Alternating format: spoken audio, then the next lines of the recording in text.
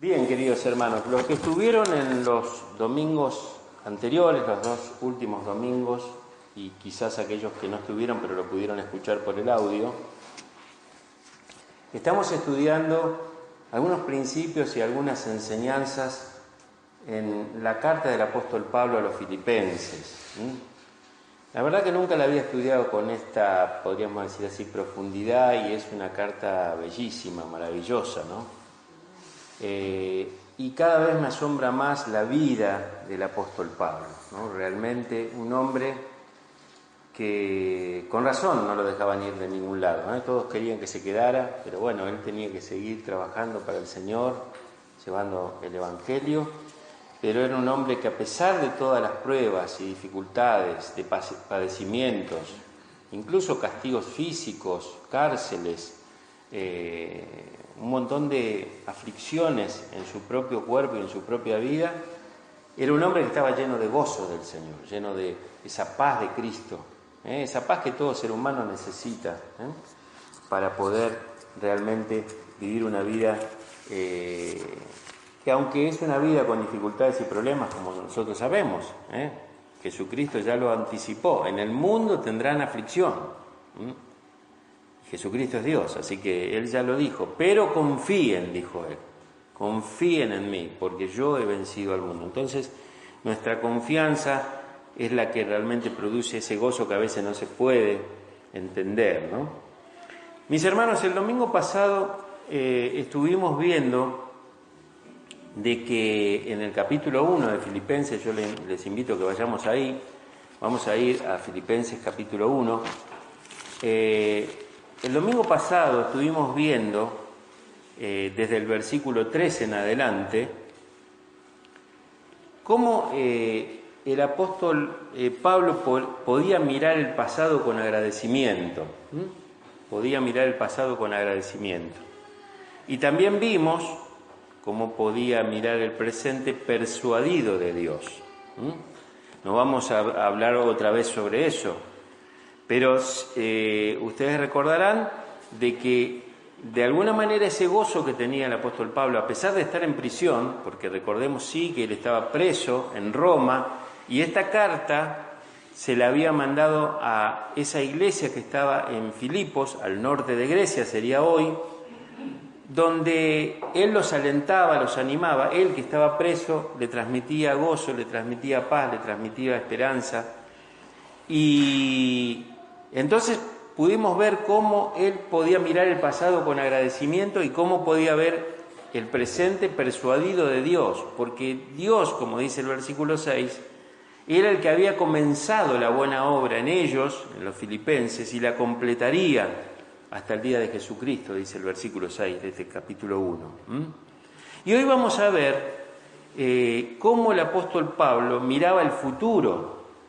Vimos cómo miraba el pasado, cómo miraba el presente, y ahora vamos a ver cómo Pablo miraba el futuro. Y el futuro Pablo lo miraba con oración a Dios. Vamos a leer los versículos del 9 al 11. El otro día vimos del 6 al 8 y hoy vamos a ver del 9 al 11. Dice así Filipenses 1:9: y esto pido en oración, que vuestro amor abunde aún más y más en ciencia y en todo conocimiento, para que aprobéis lo mejor, a fin de que seáis sinceros e irreprensibles para el día de Cristo, llenos de frutos de justicia que son por medio de Jesucristo para gloria y alabanza de Dios. Amén. Amén esta palabra del Señor. Y la verdad que, hermanos, cuando uno estudia la vida del apóstol Pablo y uno puede profundizar de la forma en que él oraba, qué lejos que estamos nosotros, qué lejos estamos de orar como lo hacía Pablo. Realmente nuestras oraciones están tan centradas en nosotros, tan centradas en nuestro círculo pequeño, que nada tienen que ver lo que Pablo enseña de la forma en que él oraba. Siempre lo vemos orando por los demás, siempre estando interesado en los demás, siempre atendiendo lo que le pasaba a los demás y descubriendo cómo era la vida de los demás en el Señor.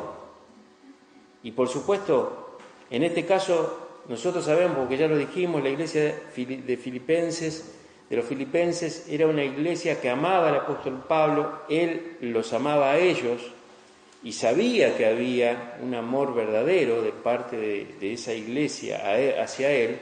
Sin embargo, él insiste que a pesar de que sabe que lo aman y que se aman entre ellos, lo hagan en abundancia, más y más, más y más. Ahora,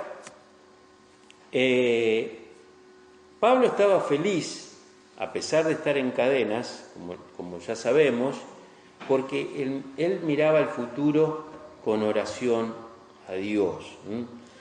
Él estaba, digamos, mirando hacia adelante y él sabía de que los filipenses tenían ciertas cualidades, habían aprendido muchas cosas referidas a la obediencia a Dios, pero él quería asegurarse que siguieran haciendo frente a esos desafíos de fe, esos desafíos de amor, esos desafíos de entrega al Señor.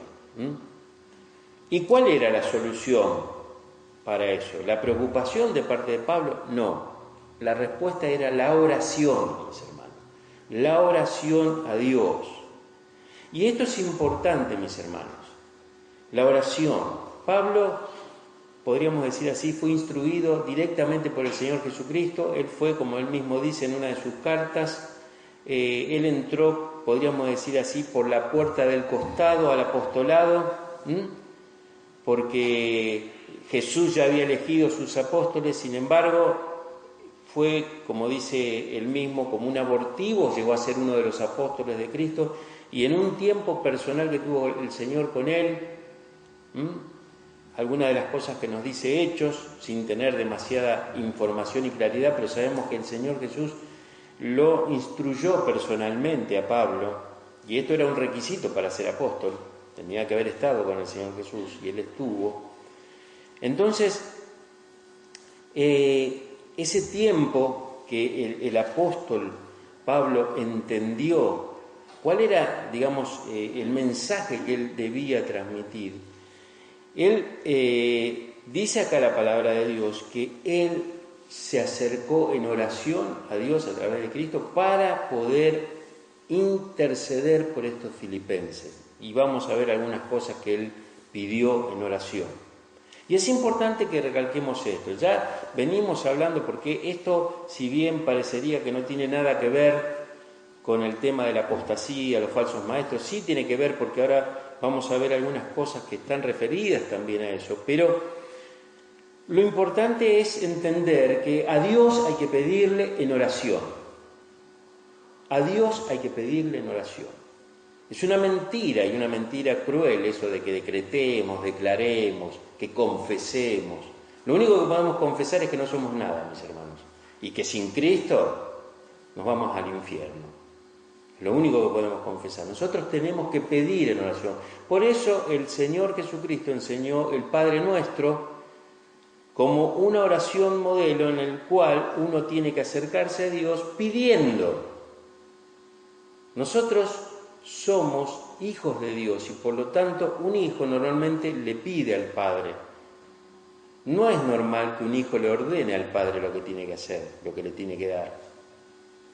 Por lo menos yo he crecido en un hogar donde el respeto era del hijo hacia el Padre, donde uno muchas veces, a veces hasta con temor, se acercaba a pedirle algo a su papá, pero yo no me acuerdo jamás de haberle dado una orden a mi papá que me dé algo, ni he decretado que me diera nada. Entonces, podemos entender hasta qué punto la mentira se ha desarrollado dentro de la iglesia. Bueno, estas iglesias que Pablo estaba enseñando y estaba llevando hacia adelante con su ministerio, muchas de ellas tenían introducidas dentro de ellas gente con falsas enseñanzas. Hoy vamos a ver en la escuela dominical cómo Juan se esforzó, estamos estudiando Juan, cómo Juan se esforzó para mostrarle a esos creyentes a los cuales le dirigió la carta, que esos gnósticos que había por allí enseñaban cosas que eran totalmente falsas y mentirosas.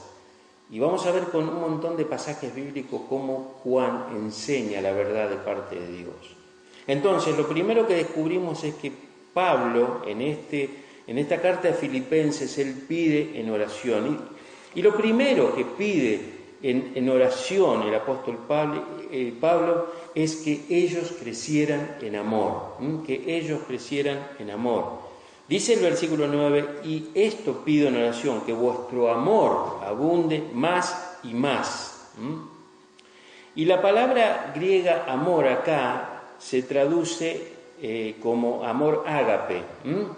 Es decir, ese amor desinteresado que busca el bien como objeto de ese amor. El apóstol juntó varios comparativos en una sola frase, porque fíjense que él dice que oró pidiendo que el amor de ellos abunde, y no solamente dice abunde, sino que dice más, y después dice y más. O sea, se supone que si abunda es abundante, ¿no es cierto? Valga la redundancia, es más. Pero él dice abunde más y más. Es decir, como que llena, digamos, de claridad de qué manera debían ellos amar. Y yo me reservo esta parte de esta oración, de lo que Pablo está pidiendo al Señor de que ellos amen para el final, porque quiero tocar algunas partes puntuales de este aspecto del amor, de ese amor, podríamos decir, entre hermanos, ese amor hacia el prójimo. Lo segundo que Pablo pide en oración, después de pedir que realmente ellos crecieran en amor, después dice Pablo que pide en oración que ellos crecieran en ciencia. Fíjense, el versículo 9 dice que vuestro amor abunde aún más y más en ciencia. Y otra versión se lee en conocimiento verdadero. Y la frase conocimiento verdadero se refiere al conocimiento con algo añadido. Esto no es un conocimiento superficial, mis hermanos. La palabra significa plenitud de conocimiento. Pablo estaba pensando en un conocimiento espiritual, un conocimiento de Dios y de su voluntad. Y tal conocimiento, hermanos, proviene de un estudio diligente de su palabra y de la meditación en todo lo que ella significa en la vida de cada uno, ¿no es cierto? Es decir, no es un amor suelto por allí, y sobre esto me voy a explayar un poquito después, sino que es un amor que tiene que ir acompañado de un conocimiento pleno, de una plenitud del conocimiento de la verdad de Dios. Algunos dicen, bueno, con el amor basta. No, con el amor no basta, porque el apóstol Pablo acá añade a eso lo que aquí se traduce como ciencia, pero que en otras versiones dice plenitud de conocimiento. Y es importante tener el conocimiento de la verdad de Dios, mis hermanos. Justamente a esta iglesia, como lo hizo en otras, en el caso de los Gálatas, o también con los Corintios, Pablo trataba de que ellos aseguraran que la verdad de Dios no fuera diluida, ni fuera mezclada, ni fuera de alguna forma entorpecida por falsas enseñanzas. Entonces uno tiene que tener un pleno conocimiento de la verdad, porque el amor solo no alcanza, mis hermanos. Necesitamos tener el pleno conocimiento de la verdad. Ahora, en tercer lugar, estrechamente relacionado con el conocimiento, es decir, acá en esta versión Reina Valera dice ciencia, dice después oro pidiendo que crezcan en la capacidad de discernir entre el bien y el mal. Por ejemplo, en la Biblia de las Américas esto se lee así, este versículo: esto pido en oración, que vuestro amor abunde aún más y más en conocimiento verdadero y en todo discernimiento. Y la palabra discernimiento, mis hermanos, se designa a la capacidad y el efecto de distinguir con el raciocinio bien las cosas. Discernimiento, dice el diccionario, es virtud o valor moral, juicio por medio del cual percibimos y declaramos la diferencia que existe entre varias cosas de un mismo asunto o situación específica. Otro significado dice criterio o capacidad de distinguir. Eso es discernimiento. Entonces, acá el apóstol Pablo está diciendo en un solo texto de que él quería que estos filipenses crecieran en amor, abundaran en amor más y más, pero con un conocimiento pleno y además con discernimiento para entender qué era lo que estaba bien, qué era lo que estaba mal. Y miren, cuando uno es capaz de conocer, que sería el paso 1, cuando uno es capaz de conocer, puede distinguir. O sea, conocimiento, discernimiento. Y esta habilidad es una señal de madurez.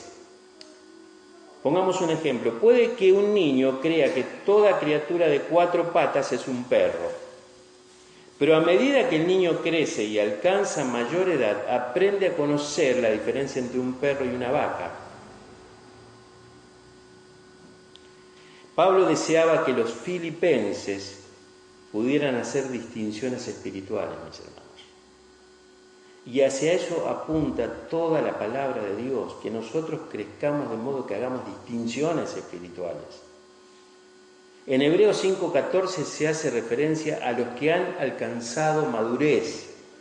Y dice así el texto: a los que han alcanzado madurez, a los que por el uso tienen los sentidos ejercitados en el discernimiento del bien y del mal. Nosotros como creyentes necesitamos crecer en la palabra de Dios y en la comunión con Dios para discernir cuando en una iglesia se predica la mentira, mis hermanos. Cuando en una iglesia se presenta media verdad, pero la otra media no es verdad.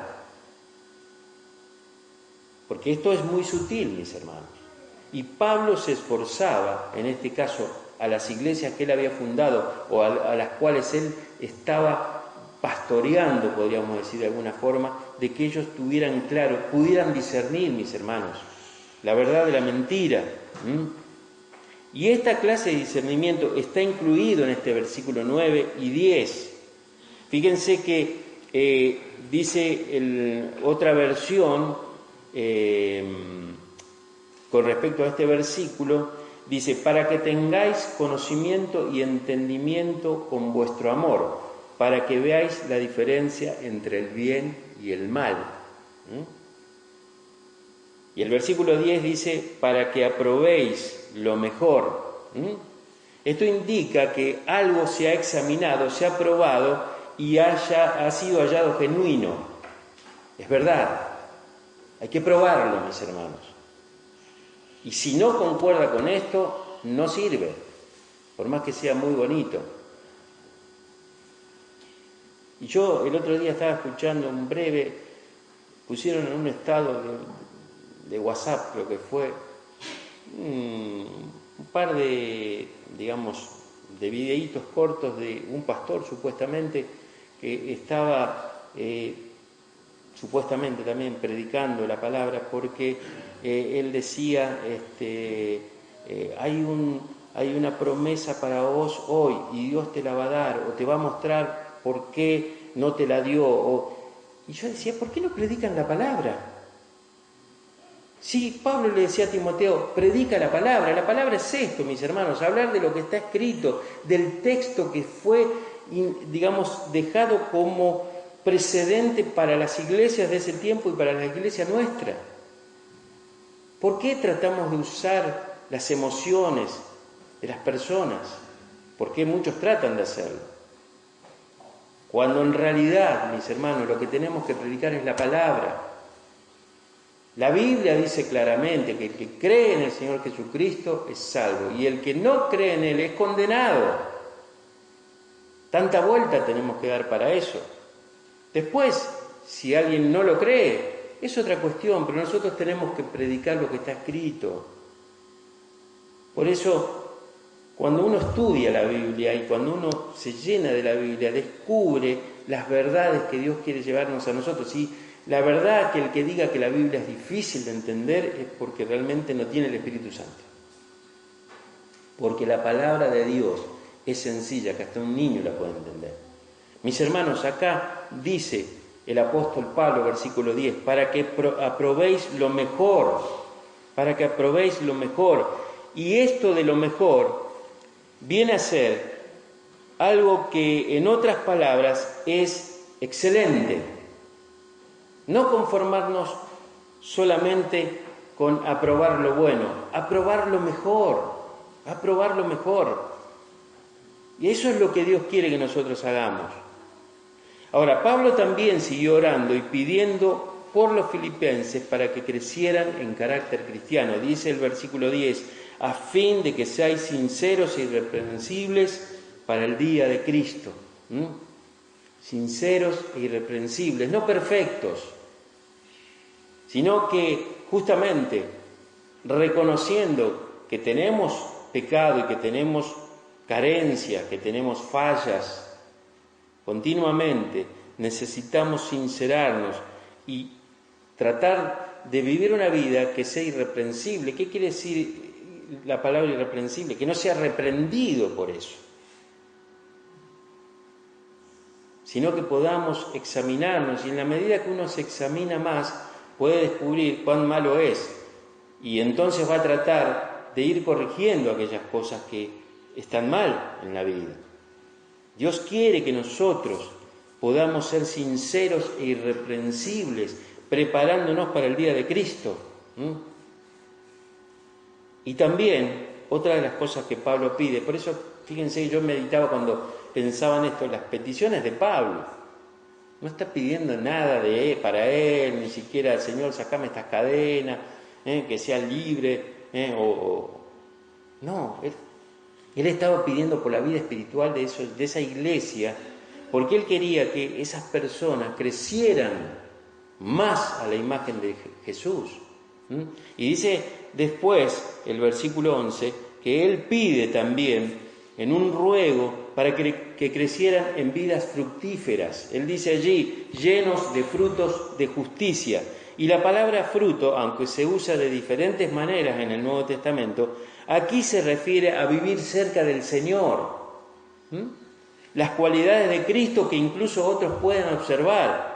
Por eso Gálatas 5, 22 y 23 dice, mas el fruto del Espíritu es amor, gozo, paz, paciencia, benignidad, bondad, fe, mansedumbre, templanza. Contra tales cosas no hay ley.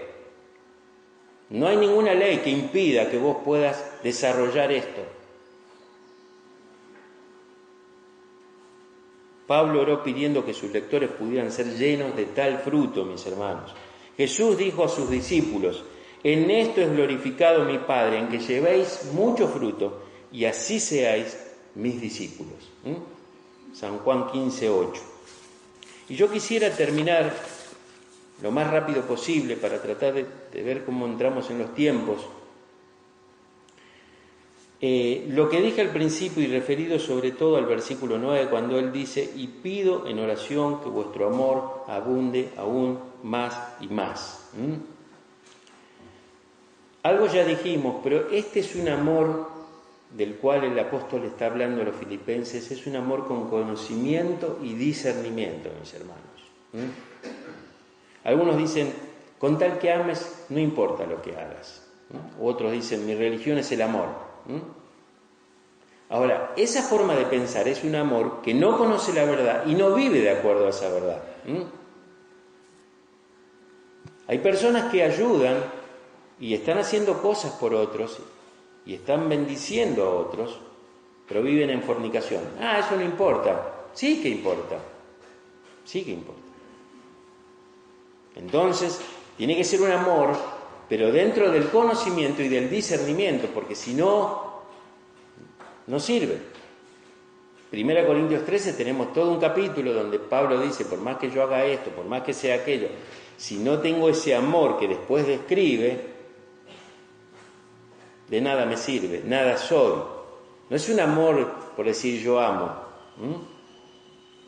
Pero este amor también, mis hermanos, por lo que dice el versículo siguiente, el versículo 10, para que aprobéis lo mejor a fin de que seáis sinceros e irreprensibles para el día de Cristo, es un amor que nos transforma. Es un amor que nos cambia, mis hermanos, produce santidad en quien ama y produce justicia también en quien ama, ¿no? Y acá es una conexión entre el amor y la santidad. No solamente tiene que haber un amor vinculado al conocimiento y al discernimiento, sino tiene que haber un amor conectado a la santidad. Por eso dice acá el apóstol Pablo que seamos sinceros e irreprensibles. Vamos a ser irreprensibles cuando nos equivoquemos menos, cuando entendamos que el pecado es un gran obstáculo y nosotros tenemos que batallar contra eso. Y ahí nuestra santidad va a ir creciendo. Necesitamos amar la pureza para que nosotros podamos ser transformados. Fíjense lo que dice Primera Tesalonicenses, vamos a buscar un texto allí, está cerquita, Primera Tesalonicenses 3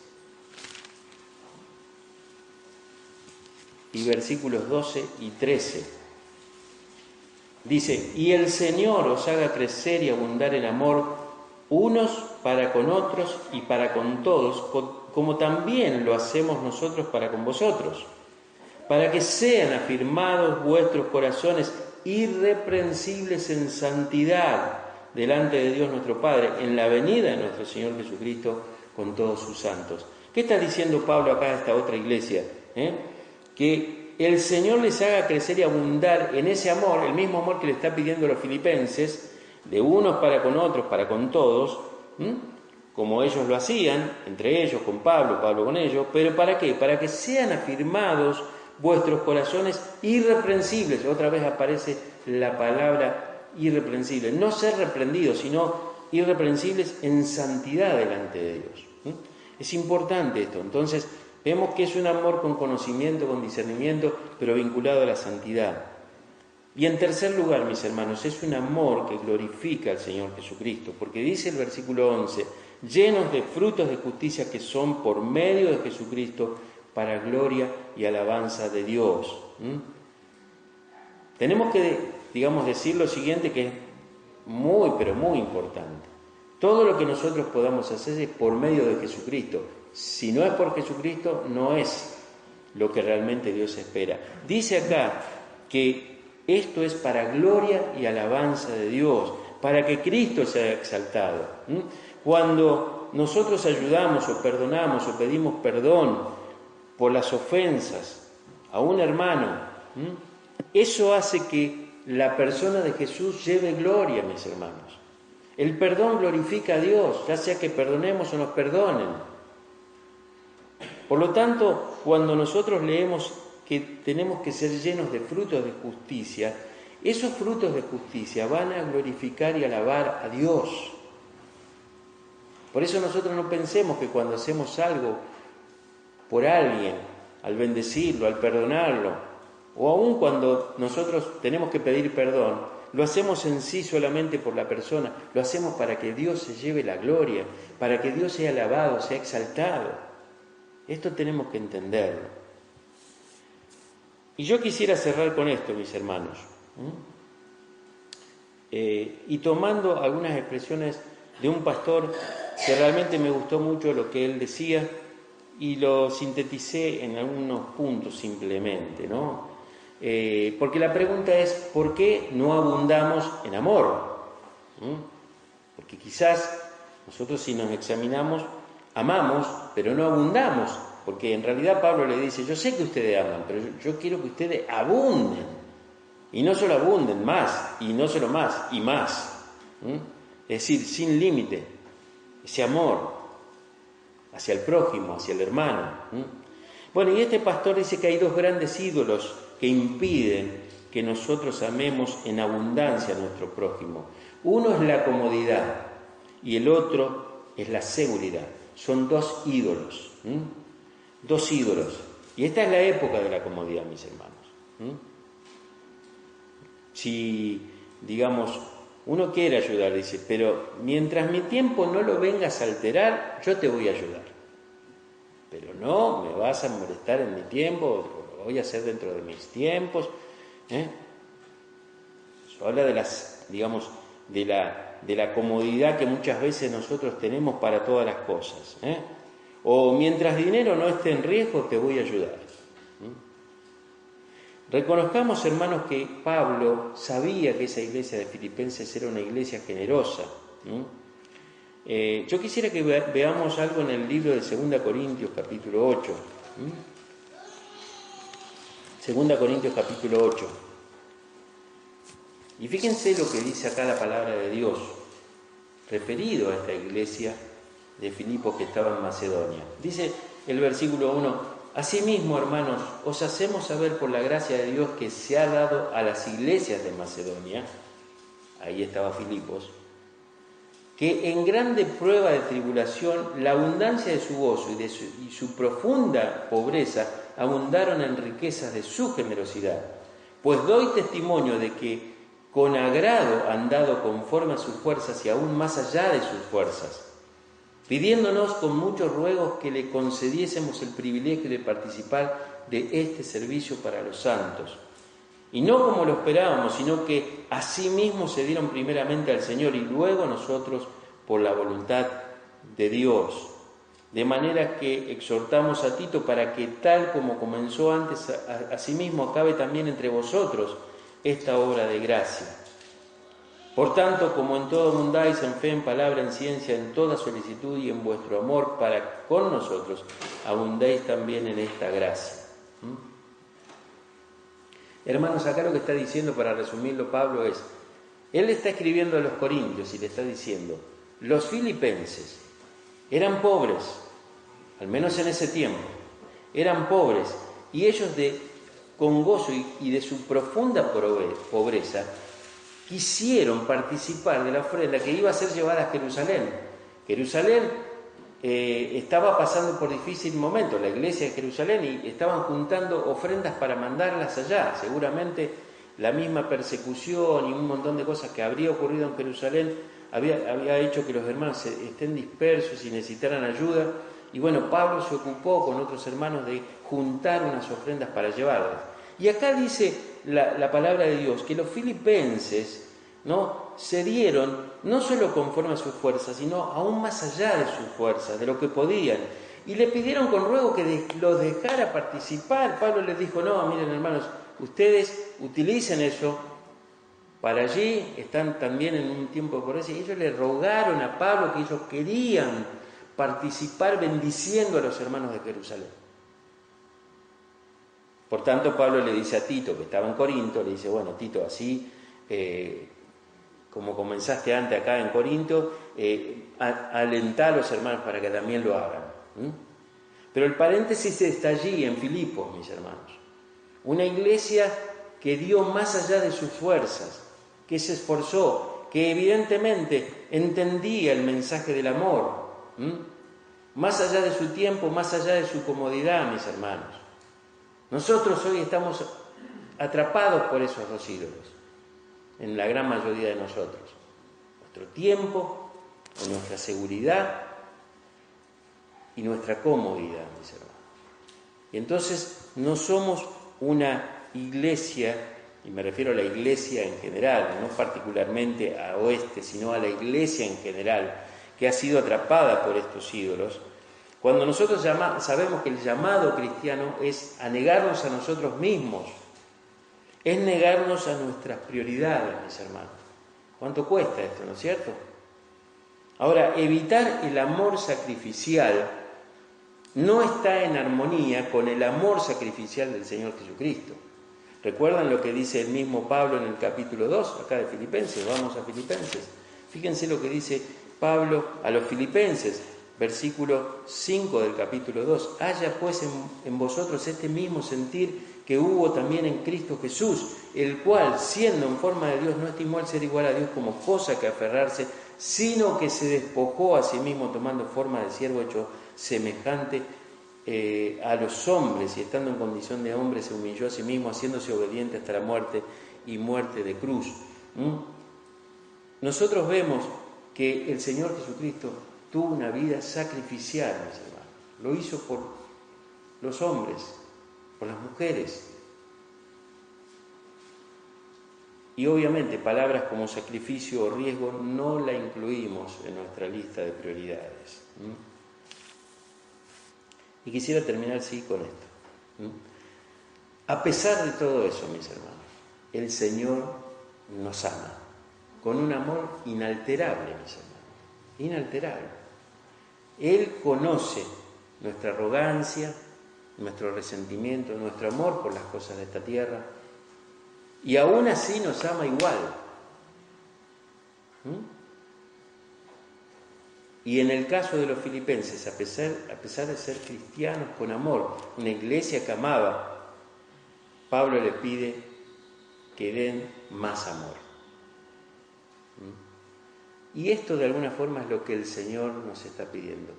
El Señor nos ama a todos, a pesar de cómo somos, a pesar de quizás luchar con muchas fallas y carencias y pecados, y quizás también teniendo como ídolos nuestra seguridad, nuestra comodidad. El Señor nos ama de verdad, nos sigue amando. Él no se altera el amor de Él por eso, pero Él nos pide que nosotros hoy aún amemos más y más.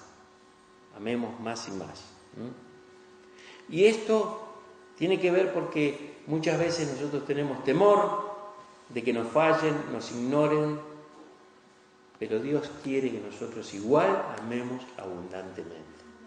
Necesitamos amar con conocimiento, con discernimiento y conectados a una santidad, que es la que Dios espera de nosotros. ¿Será así, mis hermanos? Haremos el esfuerzo para que sea así. Que el Señor nos ayude a tomar estos ejemplos de la palabra de Dios. Cada vez que la palabra de Dios se abre, nos habla. Es Dios. Así que realmente nosotros podamos aplicar esto que hemos aprendido en esta mañana.